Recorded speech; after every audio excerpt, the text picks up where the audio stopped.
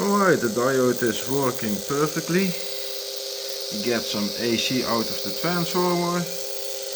This diode works as a half bridge rectifier to make DC to the motor.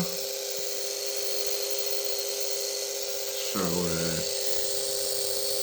let's see.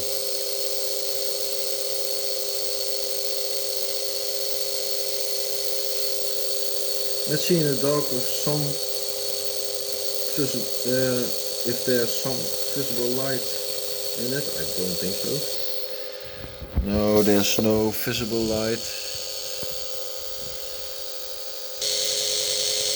On this working diode.